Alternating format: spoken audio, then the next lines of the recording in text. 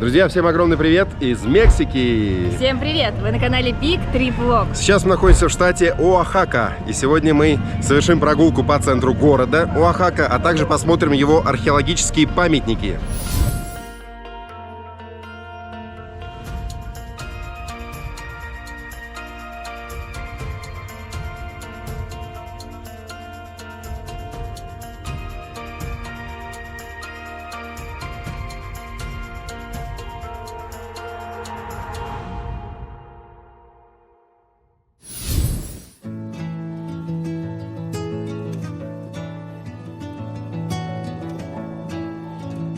Мы сейчас находимся в городе Оахака. Приехали мы сюда из города Пуэрто-Эскондидо. Путь был очень долгий, мы ехали, наверное, часов 7, хотя было всего лишь 250 километров. Просто очень сложная дорога. Такая вот здесь местная собачка. Это местный администратор. Очень дружелюбный и лезет целоваться. Привет. Опять меня лизнула нос.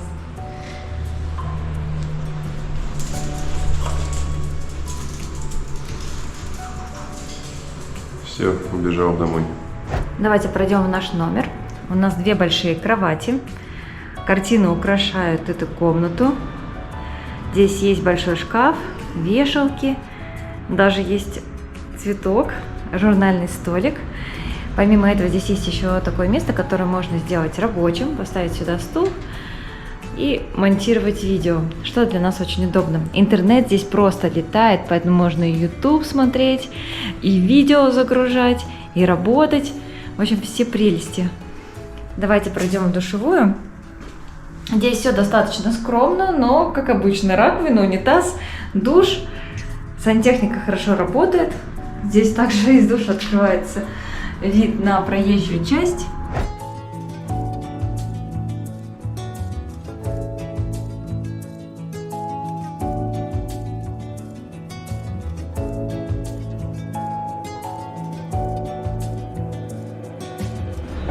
Начинаем наш сегодняшний день с завтраком, поднялись на террасу и уже наслаждаемся папайей. Также у нас на столе уже есть кофе, хлебушек, кекс и основное блюдо из яиц. Это омлет с ветчиной и такосы с бобами.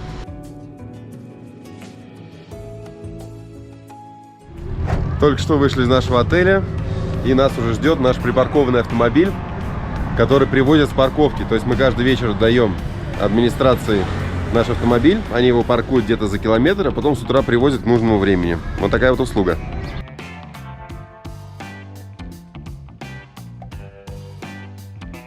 Представляете, ребят, приехали мы в археологический комплекс, Ацомпа называется, и он настолько непосещаемый, что мы, видимо, сегодня первые посетители, для нас сейчас будут открывать ворота парковки.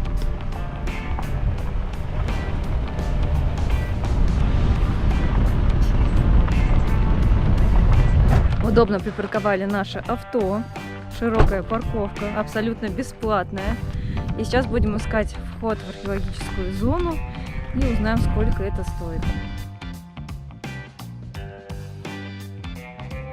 Сейчас записываемся в некую тетрадь, отмечаемся, видим, что мы по счету 5-е и 6-е сегодня.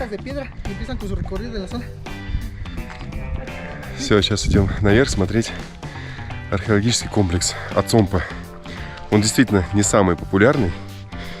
В самый популярный мы отправимся чуть позже. Кстати, преимущество нашего отеля то, что мы живем совсем недалеко от этого археологического комплекса Ацомпа, хотя он располагается в соседнем городе, который называется Санта-Мария-Ацомпа. Но мы ехали сюда буквально 6-7 минут, поэтому совсем рядом. Еще пару слов хочу сказать вам о городе, в котором мы находимся, Оахака. Такое же название у одноименного штата. Правда, у города полное название Оахака де Хуарес, в честь мексиканского героя Бенито Хуареса. Оахака расположена на юге Мексики, возле гор. И приятная здесь погода, светит солнышко, но в то же время достаточно прохладно. Как раз идеальная погода, чтобы прогуляться по археологическим комплексам, что мы сегодня и планируем.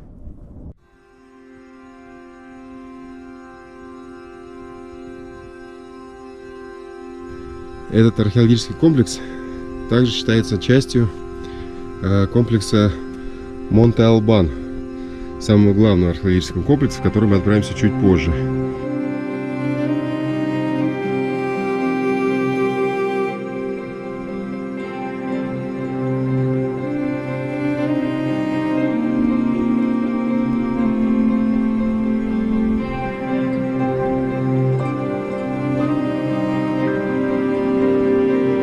Археологический комплекс Ацомпа достаточно молодой. Его раскопки происходили только в 30-х годах прошлого века, а для туристов он открылся в 2012 году. Хочу отметить, какой он красивый, потому что этот комплекс находится на холме, и здесь открываются потрясающие виды на город Оахака, на горы и на археологическую зону Монте-Альбан.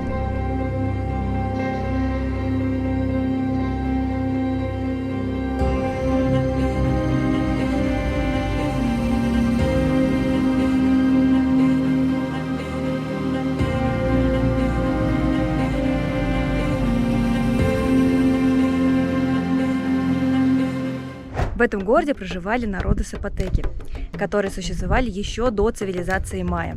Для них это было, как знаете, как загородный комплекс. То есть они отдыхали от мегаполиса Монте-Альбан, приезжали сюда, где у них были большие дома с террасами, с балконами, где они дышали свежим воздухом и наслаждались тишиной. На каждом из сооружений, которые мы сейчас видим, находится визуализация, предположение того, как выглядели дома этих народов. История, которую мы прочитали про эту археологическую зону и про эти народы, всего лишь догадки ученых. Нет каких-то точных доказательств этому. Это всего лишь пока предположение.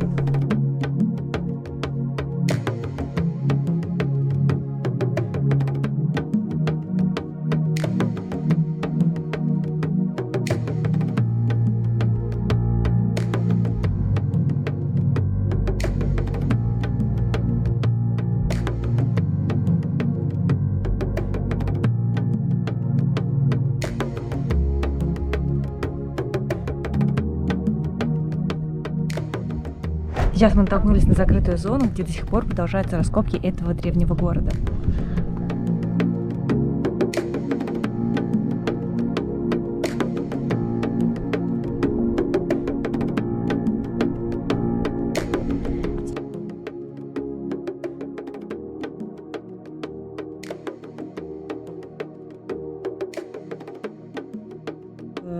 Народ сапотеков также играл в игру с мячом, поэтому здесь также находится поле для этой игры. Знаете, интересно наблюдать, как меняется природа, которая окружает эти храмы, пирамиды, здания. Потому что, когда мы гуляли по Тулуму, все было зеленое, с видом на море. Когда мы гуляли по Паленке, все было вообще зеленое, как будто ты гуляешь в джунглях. А здесь, такая, знаете, засушливая немного природа. Везде растут кактусы небольшие и сухие деревья. Это очень интересно и необычно наблюдать. Здесь мы видим визуализацию картинки того, как играли сапотеки в игру с мячом. Также отбивали бедром, также каучуковый мяч тяжелый, и нужно было попасть в кольцо.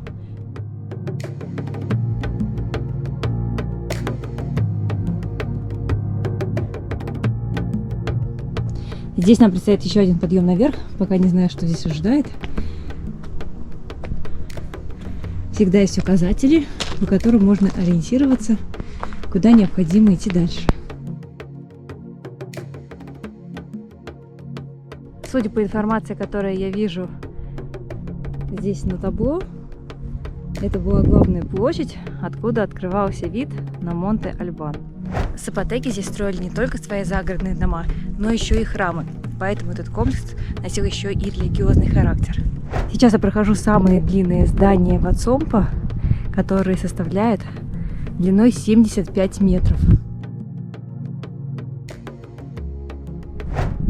Опять вижу сухое дерево и с видом на руины. Выглядит очень необычно. Иногда пробивается зеленая травка. Площадь, по которой я сейчас гуляю, так и называется — площадь зданий. Потому что слева, справа, со всех сторон окружают руины.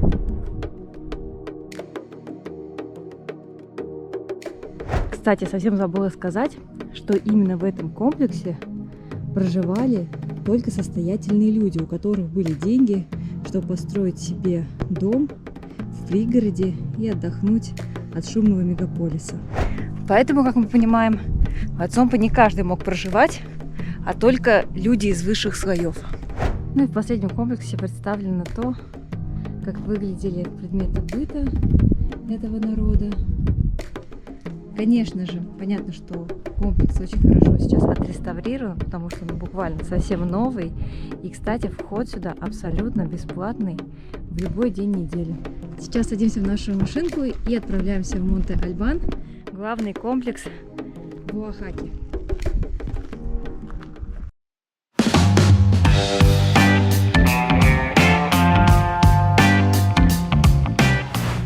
Перед входом в археологический комплекс здесь также есть небольшой рыночек, где продают сувениры различные. Вот мы слышим шляпы по 100 песо, музыкальные инструменты. Ну, в общем, нечто похожее на то, что мы видели до этого в других комплексах. Но по сравнению, конечно, с Чечен-Ицей и другими известными большими археологическими комплексами, здесь цены чуть дешевле.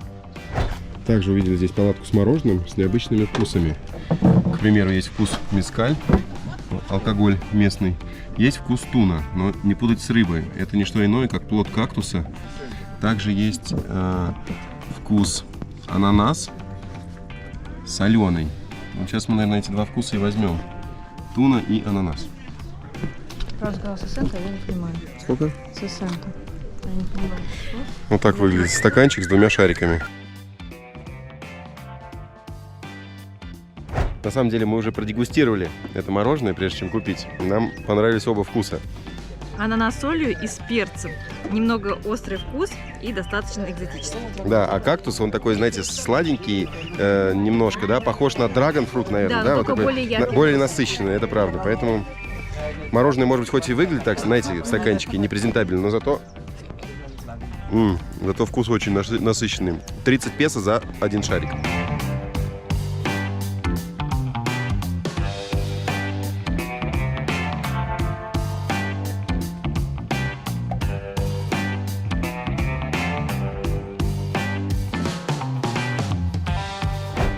Прямо перед входом в комплекс Монте-Альбан видим две очереди. Здесь можно купить, вернее, очередь уже рассосалась, пока я говорил. Здесь можно купить в одной очереди за наличку.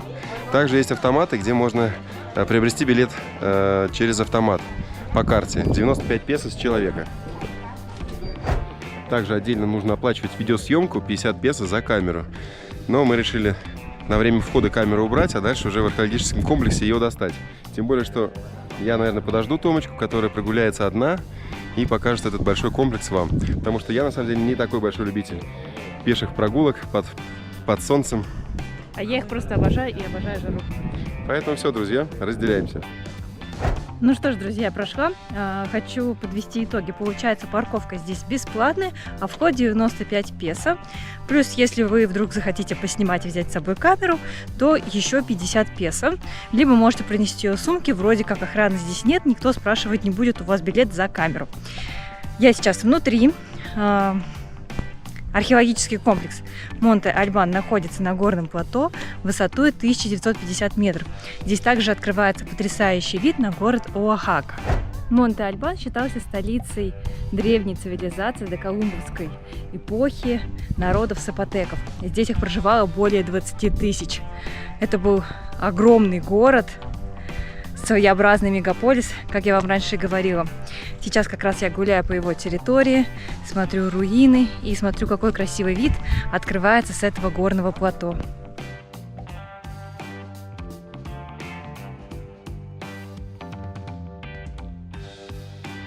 Цивилизация сапотеков является одной из самых загадочных среди других доколумбовых культур. Отчасти это связано с тем, что государство сапотеков было уничтожено, а письменность, появившаяся у сапотеков раньше мixтеков и майя, до сих пор не расшифрована. И как раз именно в Монте-Альбане найдено 300 текстов, которые расположены вертикальными колонками. И до сих пор ученые не могут их расшифровать. Ну и, конечно же, Монте-Альбан с 11 декабря 1987 года входит под защиту наследия ЮНЕСКО.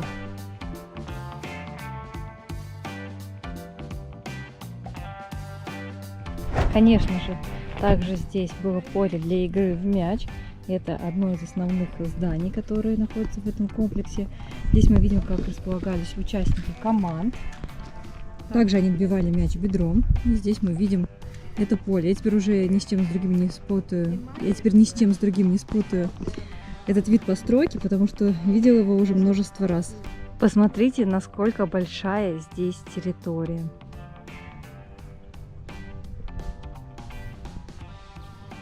Сейчас я смотрю на стелу, на которой множество иероглифов, как раз таки того языка, который не был расшифрован по сей день. Так удивительно, что руины, которые наиболее отреставрированы, вот эти, они не имеют какого-то значения, это просто здание. А вот это вот маленькое, которое видно, что совсем немного его отреставрировали и совершенно невысокое, это является дворцом, и здесь находилась элита народов Сапотеки. Так удивительно, что обычные здания очень хорошо отреставрированы, и видно, что они высокие, а дворец, который находится в восточной части археологического комплекса и в котором проживала элита, почти не отреставрирован. Остались от него только руины, не имеет сейчас какой-либо высоты, а раньше это было одним из самых значимых зданий на территории этого комплекса. Могу сказать только одно. Хорошо, что Кирилл не пошел, потому что на улице сейчас просто дикая жара. Погода в Оахаке меняется просто с высокой скоростью. Утром очень холодно, днем очень жарко, а вечером чуть ли не мороз, потому что даже в кофте прохладно. А сейчас я иду в топике, и мне очень жарко самой.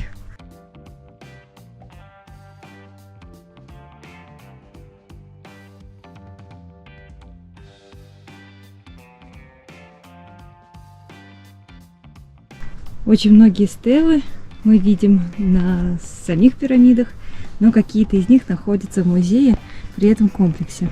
Возможно, чуть позднее я сама посмотрю этот музей, но я думаю, что снимать там уже нельзя будет, поэтому увижу эти стелы только своими глазами.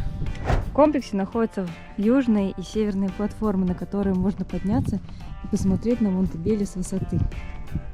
Сейчас я как раз и планирую это сделать и подняться на южную платформу. Очень высокие ступеньки, подниматься не так просто.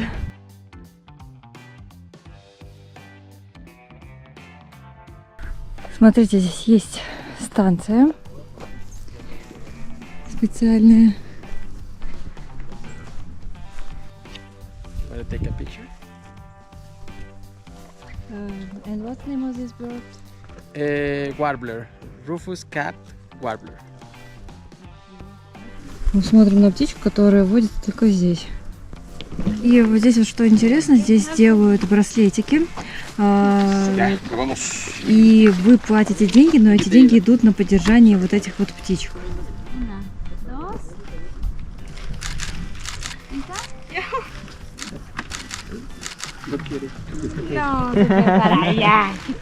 В одну птичку отпускают на волю после фотографий.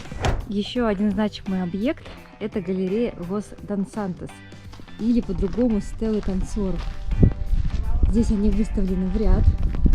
Можно действительно разглядеть, например, на этом камне танцора.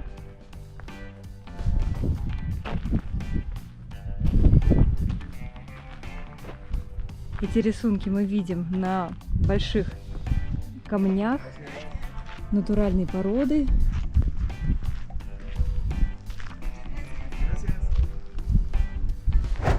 На этих камнях изображены персонажи, которые находятся в эксцентричном положении. И известно, что эти стелы обозначали военные победы Монтальбано над другими городами. На самом деле это вовсе не танцоры, это были пленники, что вытекает из калечащих операций на половых органах, представленных в этих стелах. Внутрь здания танцоров можно пройти внутрь и посмотреть на изображение пленников еще и внутри.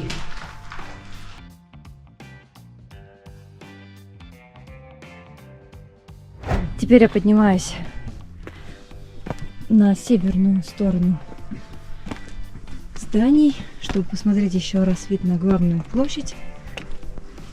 Тоже много ступенек.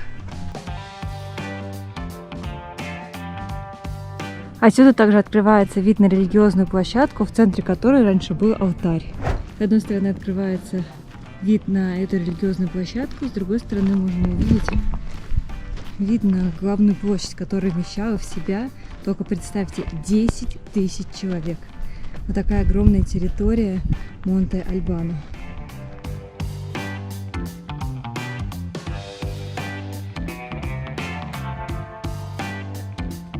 Скажу честно, это вообще один из самых больших комплексов, по которому я гуляла. Хотя очень многие здания уже кажутся похожими друг на друга.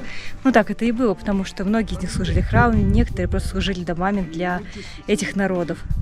Очень здорово, что на многие здания можно подниматься, потому что оттуда открывается какой-то невероятный вид с высоты.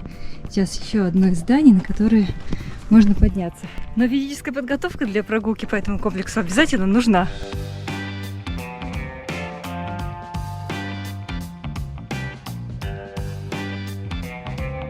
Также на территории Монте-Альбан было найдено огромное количество гробниц. Вот, например, я вижу здесь по численности 113, 114. До этого они мне тоже попадались.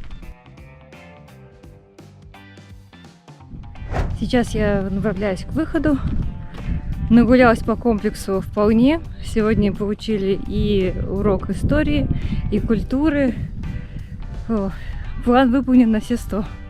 Я уже вам говорила о том, что здесь находится также музей, где хранятся многочисленные стелы. Да, и пока я ждал Тому, которая гуляла по археологическому парку, я лично гулял по музею и восхищался его экспозициями. Сейчас мы вам тоже этот музей покажем, потому что обязательно, если будете в этом месте, заходите в музей также.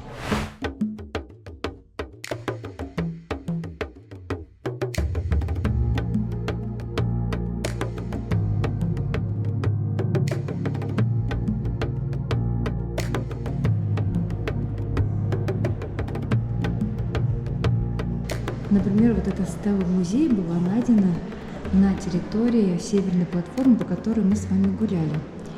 А вот здесь можно увидеть останки человеческих костей, которые были найдены в гробницах.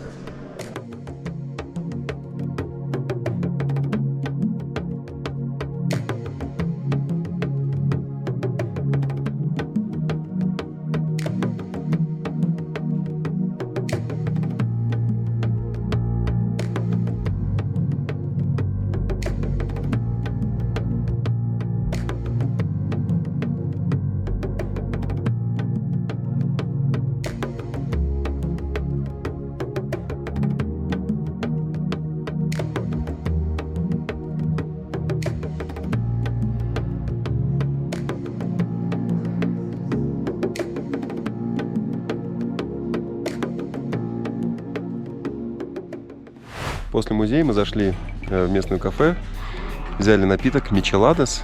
Это пиво с различными вкусами. В данном случае это сальса. Но мы много раз вам показывали этот напиток. Поэтому сейчас немножко отдохнем и поедем, наверное, отдыхать. И продолжим сегодняшний выпуск уже завтра. Поедем гулять по центру, смотреть основные достопримечательности в центре Оахака.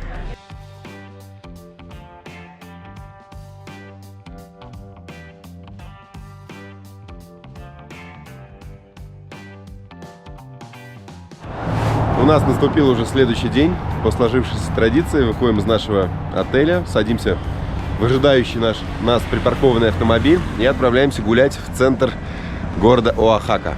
Сейчас мы приехали в исторический центр Оахака.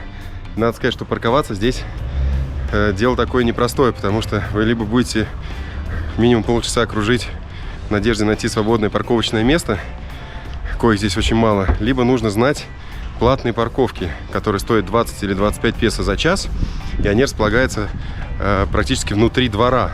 То есть машина заезжает буквально в дом, в чей-то двор, и там уже вы паркуетесь и платите почасовую оплату. Но, благо, наконец нам это удалось, идем гулять по красивому центру.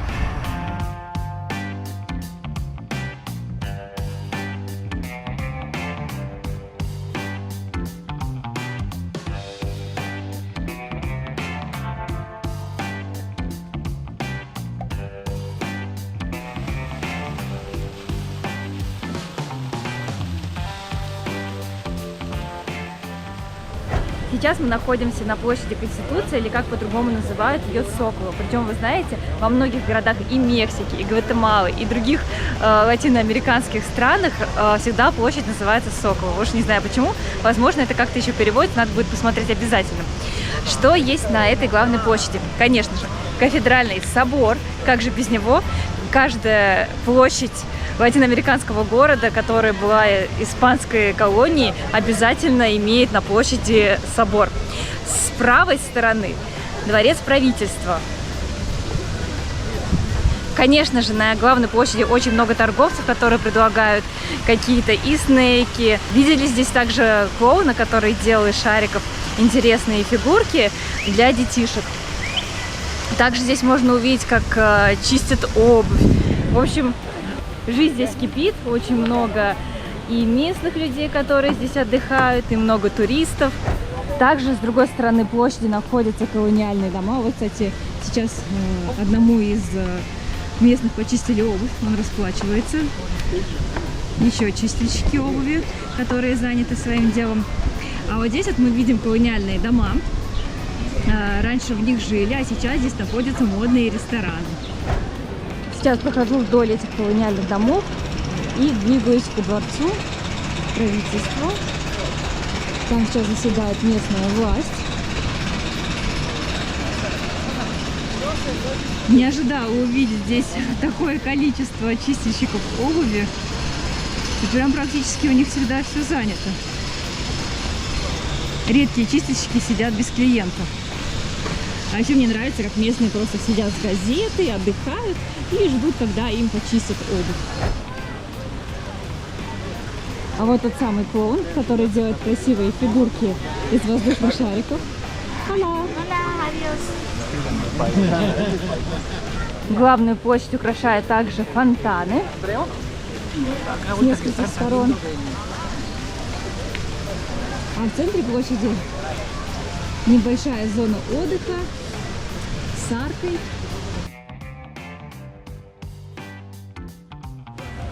Зачастую можно увидеть торговые палатки или просто продавцов. Смотрите, как много шариков. А внутри колониальных домов как раз таки тоже находятся торговые палатки, где можно купить книжки, сувениры различные, шляпки, местную одежду. Все это выглядит таким образом. Футболки реально очень красивые. Hola. Сейчас подхожу к собору. Этот собор знаменит своим деревянным крестом 17 века, но пока я его не вижу. Сначала хочу обойти этот собор со всех сторон, а потом уже зайти внутрь.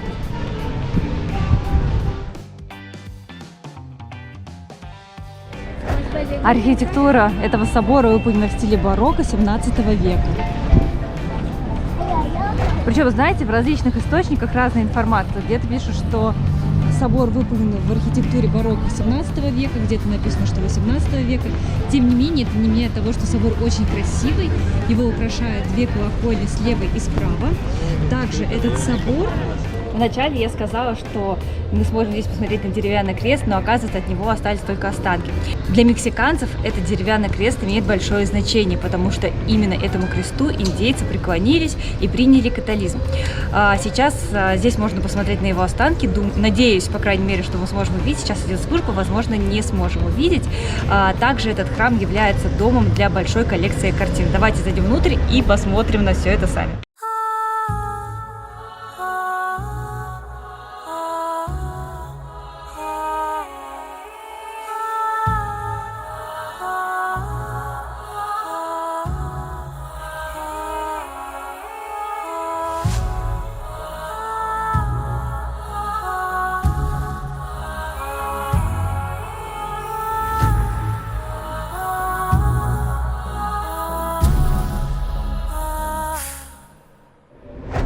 всей видимости, этот деревянный крест отреставрировали, и сейчас он украшает центр этого собора.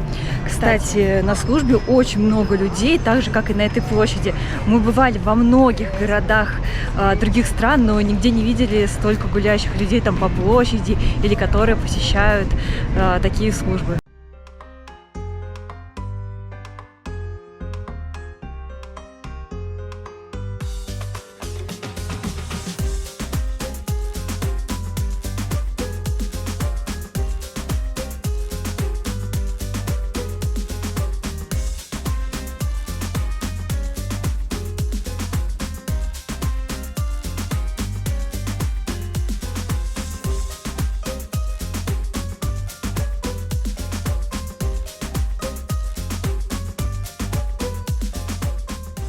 Сейчас мы дошли до еще одной достопримечательности Оахаки. Это центральный рынок Бенито Хуарес.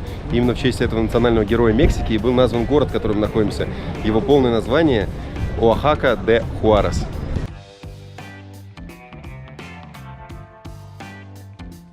При входе также можно понаблюдать, как местные мастерицы, как плетут местные мастерицы корзинки. Цветные, обычные, какие-то используют для тортиль, какие-то просто как чехол для очков.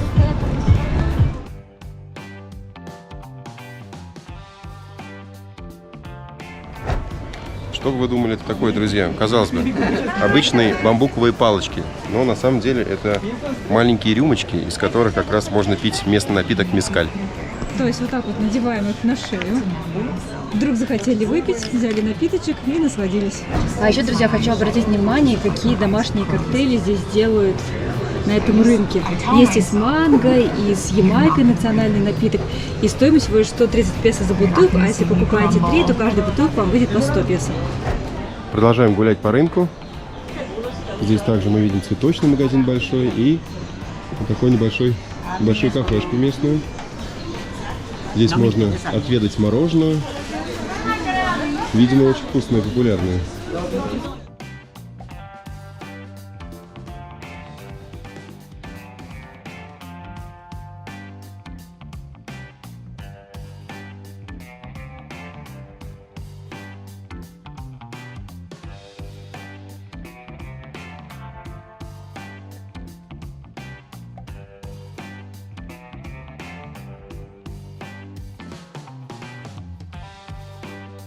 А это 130. Петрикос. Ага, это местное что-то типа сальсы, томат, лайм и ананас. Пробуй. Ой, ну да. Остро? Нет, нормально, не очень острый. Знаете, как будто, как вот мичеладос делают вот с добавлением пива. Да, Очень это похоже. именно это и есть, да. В итоге мы взяли вот такого среднего размера напиточек с маракуйей на специю. Ребята, посмотрите, какое огромное количество различных специй, сушеных перчиков. Вот этот вот пахнет просто бомбически, как будто бы это сушеный чернослив.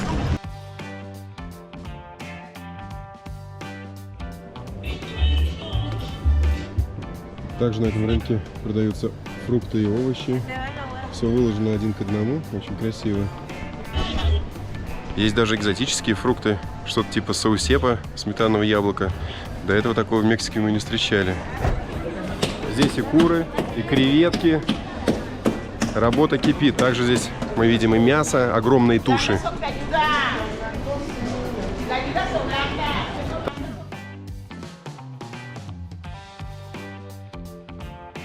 Обувь. Посмотрите, как этот мастер ловко точит ножницы. Также можно заказать у него поточить ножи. На выходе решили попробовать местный сок. Здесь также готовят свежевыжатые соки. Любой размер, практически любой фрукт. Сейчас посмотрим, сколько это стоит и как это все выглядит.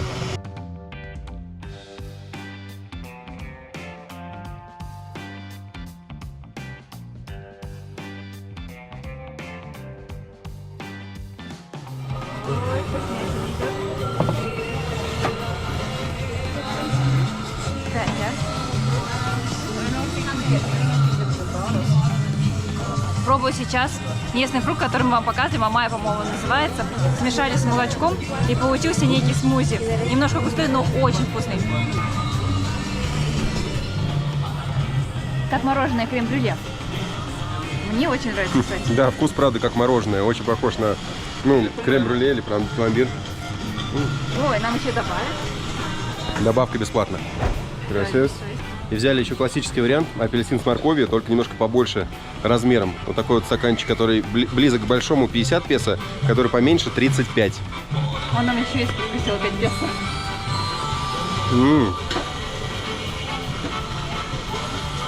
Давай скорее я попробую. Действительно вкусно. Конечно, они туда добавляют немножко водички, но совсем чуть-чуть, потому что вкус действительно насыщенный. Вышли с рынка, солнечная погода, прекрасная.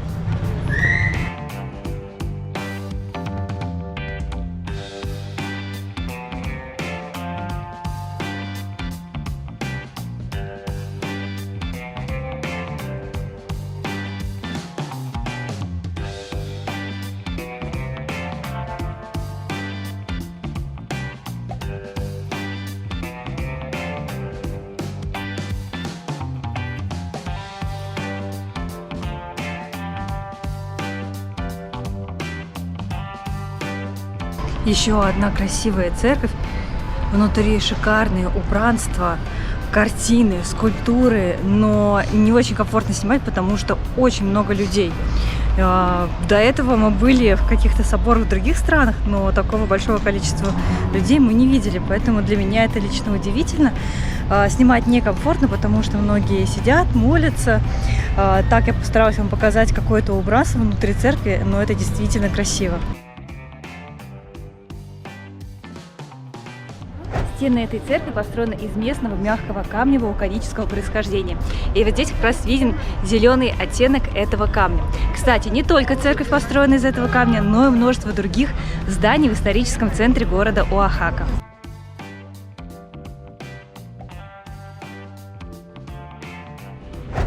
Церковь построена в стиле барокко, и ее форма напоминает латинский крест. Исторический центр очень красивый, потому что вокруг колониальные дома, цветные, яркие. Приятно здесь прогуливаться или просто отдыхать в теньке. Сейчас мы проходим.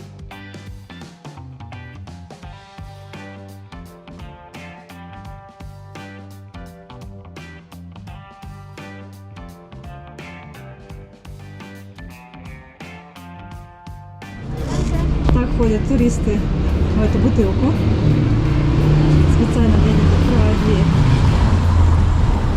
Есть, конечно же, и стандартные двухэтажные автобусы. Но мы уже за это время прошли большую часть достопримечательностей. И сейчас у нас остались достопримечательности, которые не посещают на автобусе.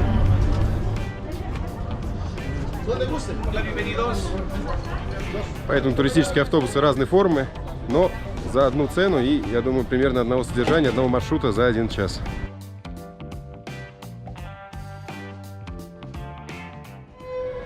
Сейчас мы гуляем уже по главной туристической улице, которая называется Алькаль. Очень широкий проспект, красивые домики цветные, играют музыканты. Конечно же, основной, можно сказать, движ здесь начинается вечером, уже после заката солнца, когда спадает жара. Также на этой туристической улице есть множество палаток с различными сувенирами. Сумки, парео,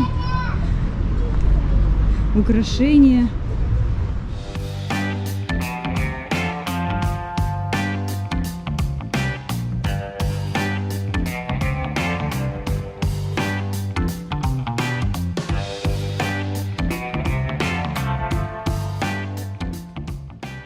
На этой улице, помимо множества туристов, также еще мы видим огромное количество продавцов.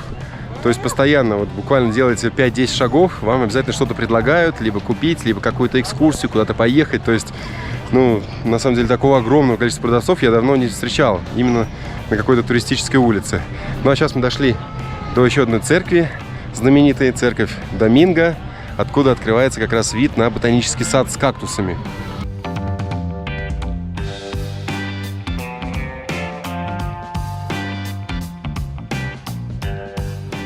Сейчас мы подошли ко входу в ботанический сад.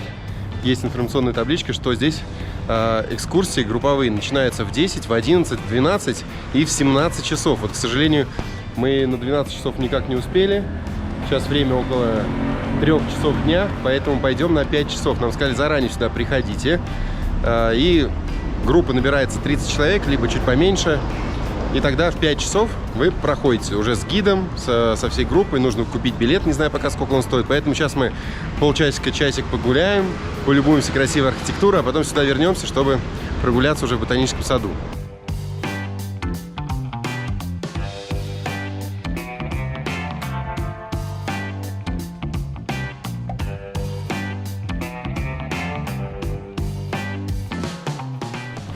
Ближе к 5 часам собралась достаточно внушительная очередь. И вот группа, примерно человек 30, наверное, идет на экскурсию.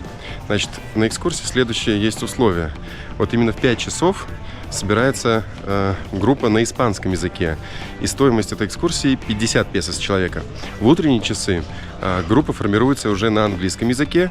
Она длится не час, как на испанском, а 2 часа. И стоит уже 100 песо с человека. Поэтому мы, в принципе, довольны, что мы в испанской группе, потому что Тома у нас... Немножко понимаю на испанском. Speak Spanish. Да. Будем считать very well. Вот, поэтому, я думаю, нам будет достаточно 1 часа прогулки, чтобы посмотреть на красивые растения, которые сюда свозятся со всего штата Оахака.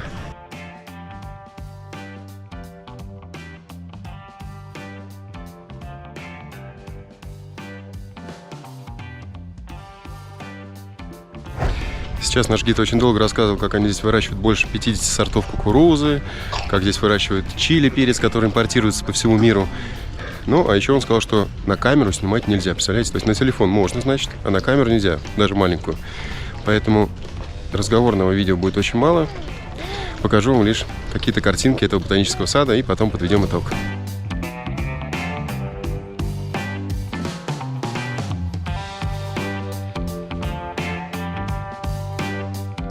Сейчас нам гид рассказывал о том, что на севере, юге, западе и востоке произрастают различные растения в Оахаке. И из-за того, что климат везде разный, то овощи у них есть практически всегда. Также рассказывали о том, что здесь очень развита народная медицина, и уже 30 лет эту народную медицину поставляют в Мехико. И то есть Мехико также использует эту народную медицину. А еще гид останавливается возле одной точки и рассказывает, наверное, минут 15. То есть, на самом деле, мы бы с удовольствием прогулялись бы сами, без гида, если бы здесь были какие-то информационные таблички, но, к сожалению, так сделать нельзя.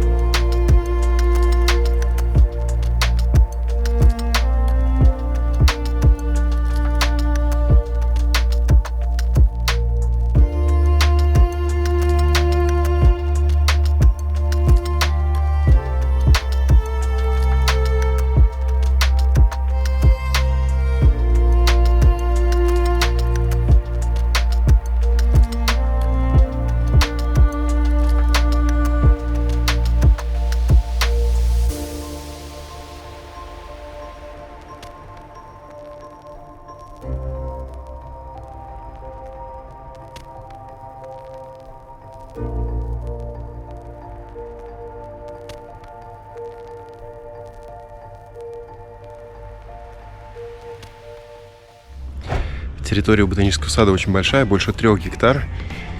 И вот мы не спеша со всей нашей группой, которая на самом деле человек 50, двигаемся с гидом, который у каждой точки рассказывает минут по 15. Конечно, без гида было бы явно лучше, интересней, но в любом случае сад очень красивый. Вот мы периодически с Томочкой отстаем, делаем фотографии, снимаем небольшие видео. Ну да, на самом деле могли бы продумать какие-то интересные маршруты, да, немножко огородить, и была бы свободная прогулка. Для нас это было бы, конечно, гораздо лучше. Да, вот сейчас смотри, например, слева какие огромные разные кактусы, и круглые, и какие-то высокие.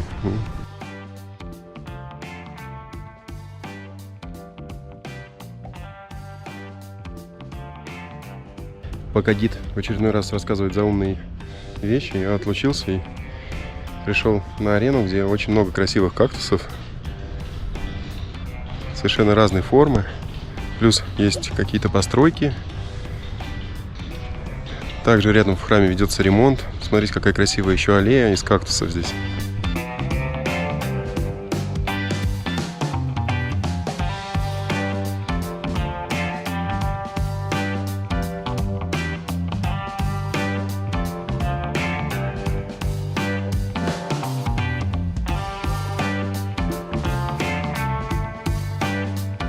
Все, ровно 1 час длилась эта экскурсия. Ну, про гида уже лишний раз говорить не будем. На самом деле, в самом парке нам очень понравился. Огромный ботанический сад, много различных растений. Конечно же, среди них выделяются именно кактусы, множество видов. И буквально в 1 минуте ходьбы находится ресторан, в котором мы сегодня поужинаем.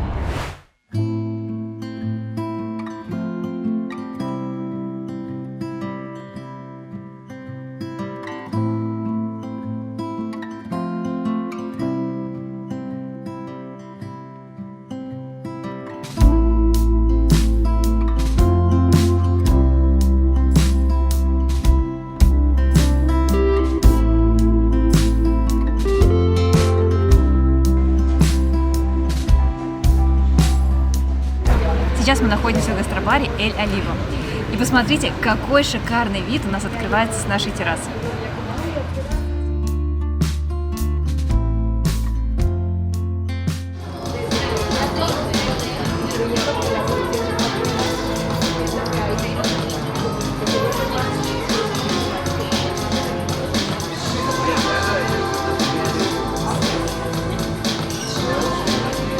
Сегодня на ужин мы заказали 3 вида сарделек. На гарнир у нас идут шампиньончики. До этого были закуски. Также местное пиво, которое здесь же делают, темненькое и светлый эль. А также еще венец сегодняшнего ужина. Что бы вы думали, друзья? У вас есть 3 секунды, чтобы высказать ваше предположение. Вот такое вот черное. Это не что иное, как креветка во фритюре. Давайте, наверное, с нее и начнем. Сразу же попробуем.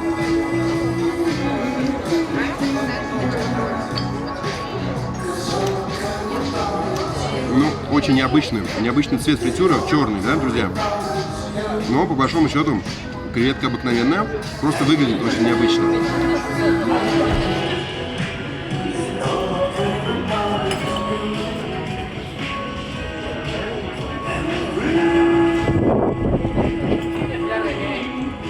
Представляете, попросил у официантки плед, чтобы согреться, а мне в подарок принесли футболку с логотипом бренда пива, который мы заказали и который готовят в этом ресторане. Ой, ребят, у нас полные жутки, мы просто объелись. Обязательно оставим ссылочку на этот гастробар в описании под видео. Наши 2 дня прогулок по городу Оахака заканчиваются. Обязательно прожмите лайк, если вам понравилось гулять вместе с нами. Пишите комментарии и, конечно же, до новых встреч в Мексике. Всем пока! Увидимся, друзья, пока!